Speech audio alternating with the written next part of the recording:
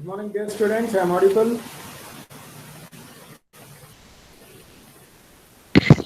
Yes, sir. Yeah. So, welcome to image processing class. As we are discussing some concepts related to image compression, isn't it? Under this, we have made few discussions on Huffman coding in our previous sessions. Like Huffman coding is one of the technique which is commonly used for image compression, and it is purely based on the probability of the occurrence of the symbols. Okay. So if the probability of the symbols is known, then only we can use this Huffman coding for in order to compress the given image. Okay. Then of course, if probability of the elements is unknown, suppose if there is a situation in such a way that if the probability of the symbols or the pixels, whatever there in the image is unknown, in this scenario we have to go for some alternative mechanisms. And among them, adaptive Huffman coding will be very important. So adaptive Huffman coding is also another image compression technique. So coming back to the Huffman coding, once again, this can be implemented in two ways. Either it can be done using the first mechanism, that is so-called as decreasing order of probabilities. Okay, so decreasing order of probability is a mechanism through which we can achieve the Huffman coding. Then on the other hand, we have another mechanism so-called as a tree method. Okay, in both these mechanisms, we are going to generate the codes and we are going to evaluate the number of bits required uh, for Huffman coding and without Huffman coding. So all these things we have discussed in our previous sessions. Okay? So in today's session, we are going to make some discussions on transform coding. Okay. So what is this transform coding? How it can be used for image compression and all those things we are going to discuss. Okay, it's a small concept. So compared to the Huffman coding, transform coding will not place that much huge role. Okay.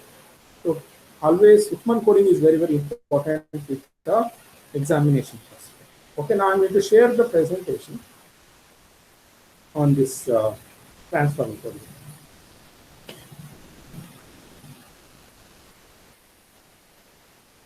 Yes, students, whether the PPT is visible for you. Yes, sir. Can you see the PPT, dear students? Yes, sir. Okay. So transform coding. Okay. So transform coding. So coming back to the definition of this transform coding, what is actually a transform coding? Okay. Basically, a transform coding is a compression technique. Compression we already have discussed it. It is nothing but technique to reduce the amount of data storage required for a given image. Okay. Then a compression techniques that are based on modifying the transformation of a image means if you have an image, you convert this image into another transformation in such a way that the original size required for a given image when compared to the transformed image will be always higher. Means the transformed image will be considered as a compressed image with less amount of data consumption. Okay. In transform coding, so what happens? It's a reversible. Okay. First of all, you have to observe the point. Transform coding is a reversible. Reversible andre ಏನಪ್ಪ? We can compress the image and also we can decompress. So when it is possible to decompress, we call this mechanism as reversible. Means both encoding is possible and as well as decoding is also possible. And it is a linear transformation. See, I think if people remember about binary transformation, log transformation. Will you remember that? Okay. In piecewise linear transformations, I have explained linear transformation. It is a graph, okay, with respect to the number of pixels distributed with respect to the number of gray levels. It's a graph. Will you remember that? Just like log transformation, power law transformation, binary transformation, I have explained the linear transformation. It is one of the transformation in piecewise linear transformation. If you go back to the module 2, I have in detail, I have explained the linear transformation. Okay. So this is one of the mechanisms, that is transform coding is a mechanism. It is purely reversible, means we can compress the image and as well as we can decompress. And of course, it will be a linear transformation, such as Fourier transformation, like what we have discussed in the module 3. Okay, module 3 is purely based on Fourier transformation. So we have discussed DFT, 2D DFT, two-dimensional discrete Fourier transformation with a function f of xy will be converted into another plane that is called. So we have converted the equation. Okay, we have used the equation f of xy is equals to, so it is nothing but the integration, isn't it? Integration of lower limits to upper limit with respect to the given image with the directions also, e to the power of minus k to p by omega, isn't it? Will you remember that formula? So that is the equation for the Fourier transformation, what we have already discussed. Okay, so this purely transform coding is based on the linear transformation. In particularly, it is also depending on the Fourier transformation. And this Fourier transformation is used to map. It is used to map the image into a set of transform coefficients, which are then quantized and coded. So what happens in transform coding? We have to consider an input image. First, we have to apply the Fourier transformation, okay? Or what we can say, we have to divide the image into sub-images, then apply the forward transformation. The forward transformation may be a Fourier transformation. Then you have to divide the different type of image into sub-images, okay? The sub-images will be of grid, or it may be of dimension n cross n. Then these sub-images can be also called as transform coefficients, and these transform coefficients will be quantized. So quantization, sampling and quantization, idea. So sampling is a process of digitizing the analog signals, okay? And quantization is nothing but dividing the gray levels based on the number of pixels into different bands. Okay, so that is called as a quantization. And later on, they will be coded. So coding, I have already explained. Arithmetic coding, Huffman coding, already we have discussed coding. So coding and we have to convert the image or pixels into binary codes. Okay. So now if you see this image, you can easily understand the process of compression and decompression using transform coding. You may be getting a question in examination for short notes also. Discuss transform coding with a neat sketch or a neat diagram. In this scenario, you have to explain this. Okay. So what is in transform coding happens? So we have the input image here. Okay. So the input image of the dimension n cross n. Okay. So this will be taken. This will be pre-processed in order to the input image will be decomposed, or it will be divided into sub images. And the image number 10 images maybe. We are going to divide into small 10 images. Okay. So of dimension n cross n. Okay. So n means number of rows, and this n means number of columns. Next, you apply the forward transformation. The forward transformation either may be linear or it may be a Fourier transformation on the given sub-images. These sub-images may now be sub-image 1, sub-image 2, sub-image 3. So ಒಂದೊಂದ್ರ ಮೇಲೂ ಕೂಡ ನಾವು ಈ forward transformation ಅನ್ನು ನಾವು apply ಮಾಡ್ತೀವಿ. So the forward transformation is nothing but the Fourier transformation. Once the Fourier transformation has been applied on the sub-images,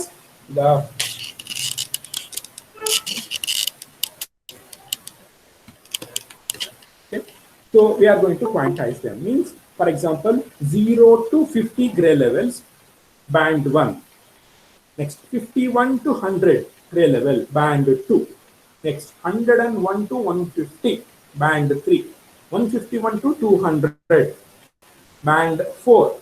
Then 201 to 255, band 5. Like we are going to divide the different gray levels into different bands. So this is called as a quantizer. Now based on the qualities, based on the type of properties, okay, whatever the sub-images they will hold, we are going to divide them into different bands or different zones. So this is called as quantization or quantizer. So the quantizer is a device which converts this. Next, once it has been quantized, the sub-images will be encoded by using symbol encoder. In particularly, the symbol encoder may be Huffman coding agbodu, arithmetic coding agbodu. Arithmetic coding now using probability, as well as in Huffman coding also we have used the probability and we have converted the symbols into binary bits, that is 0 1 or 1 or 0 0 0 or 0 0 1 1 1 0 0. So this is nothing but encoding of the connectivity. So this will be taken as a, these binary digits bits will be taken in a image. So that is called as a file. That's a compressed image. Okay, this is a compressed image, and this is the outcome of the compression. Next one is decompression mechanism. In decompression mechanism, what we are going to do, we are going to consider the compressed image as an input. So this compressed image will be forwarded to the, so the same process will be done but in a reverse mechanism. So symbol encoder, once again, it will do the vice versa process. Means it will convert the binary digits into appropriate symbols by using the symbol decoder. This is encoder, this is decoder. Then apply the inverse transformation. Suppose if you are applying forward transformation like Fourier transformation, and in this case you have to use inverse transformation, means inverse Fourier transformation you have to apply. Okay, so that will be applied on the subimages, and here we have divided, we have decomposed the image into subimages. This thing we have to merge them here, we have to combine them into these grid of images. Subimages will be combined or merged together in order to constitute our original image. So that is called as a decompressed image. So this is the overall mechanism which gives information about how the image will be compressed and as well as decompressed by using transfer coding. So the same process, transfer coding, will be continued here. So why? What is the application? The benefits of using the transform coding. So the transform coding, it is used for natural images like the scenic images or whatever the photographs, what we are going to capture through using our digital cameras and all those things. So a significant number of coefficients have smaller magnitudes and can be coarsely quantized with a distortion. With the little image distortion, means the benefit is distortion and thereupon noise. Okay, unwanted data. We can reduce significant amount of distortion or noise by using the transform coding. And the steps have been explained here. Consider an input image, that is n cross n, an input image. It will be the same process what we have discussed here. It will be the theory part will be given over here. So n cross n input images, first we are going to subdivide them into subimages of n cross n, which are then transformed to generate n by n subimages. Okay, so this is called as the transform array anta karitena ಅಥವಾ grid anta kuda karitena. Next, the goal of the transformation process is, okay, next we have to apply the transformation. The transformation might be linear or it may be a Fourier transformation. So the goal of this transformation process, it is to decorrelate the pixels, because the pixels have a very tight coupling or association among them.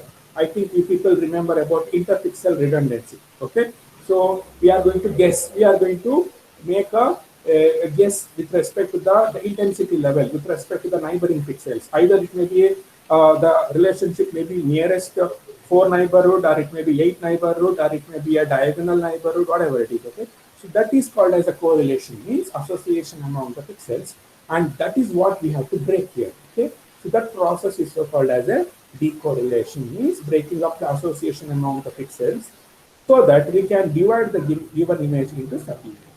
Otherwise, the entire image will be it will be merged as a single image.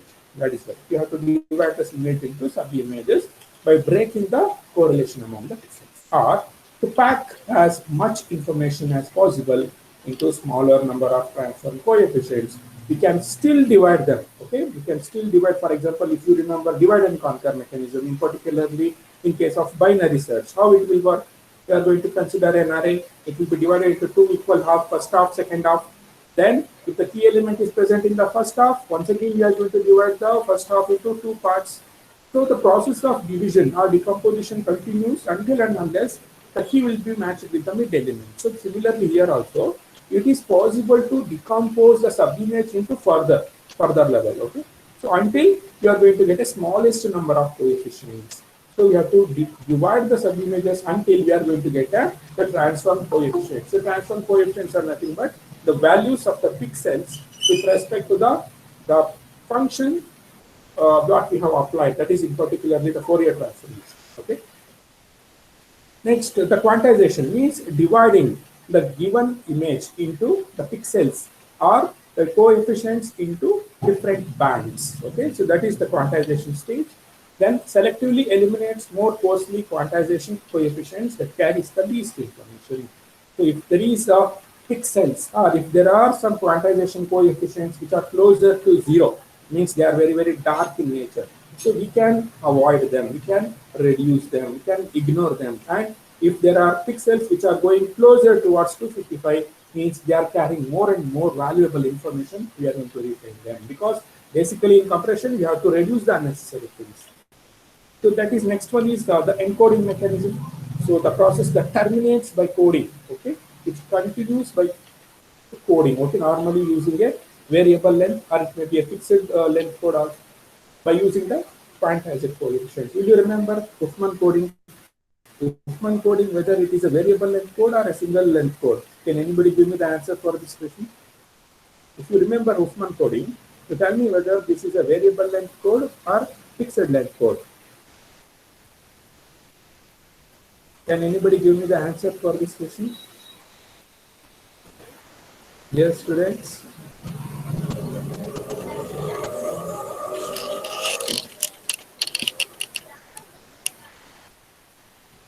Variable length. Yes, definitely. It's a variable length. Will you remember A1, 01, next A2, 1, next we have A4 and A5, length will be 4. So it means the length of the code will be different. So that is called as a variable length code. Okay. Next, the final point is any or all the transformation encoding steps can be adopted to local image content called as adaptive transform coding. So it means what?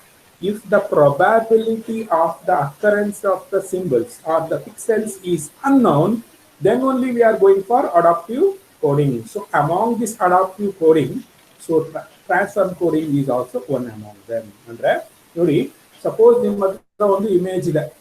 Okay, ಆ image ಅಲ್ಲಿ pixels ಇರುತ್ತೆ. ಆ pixels ಒಂದೊಂದು pixel ಎಷ್ಟು ಸಲ repeat ಆಗಿದೆ ಅಂತ ನಿಮಗೆ ಗೊತ್ತಿದೆ ಅಂದ್ರೆ that is so called as that is the probability is known ಅಂತ.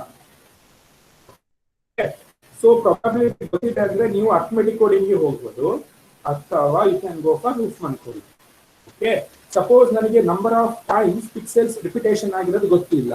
I don't know the frequency, the number of times the pixels are the symbols which are repeated in a given image. So this is so called as probability is unknown. Okay, in this scenario we cannot go for Huffman coding or we cannot go for arithmetic coding. Instead we can go for adaptive transformation coding. Okay, so adaptive coding alli barodu yadu transformation coding. So transformation coding is a little bit contradictory when compared to the Huffman coding and arithmetic coding, because in this scenario it is clearly told that the probability is unknown. The probability means the number of times the symbols or the pixels they are repeated in a given input image. Okay, or fixed for all sub-images called non-adaptive transformation coding. So this is all about the transformation coding. It is not that much important when compared to the Huffman coding, but Huffman coding is very, very important. So I am repeating it in the examination perspective also. Huffman coding scenario. Okay. So this is a small concept. So I'm going to stop here. So I'm going to continue my next class where I'm going to take run length encoding mechanism. Okay, and also the process of dividing the images into sub-images. Okay. So I request all my students to give your attendance because we are already approached to the end of the syllabus.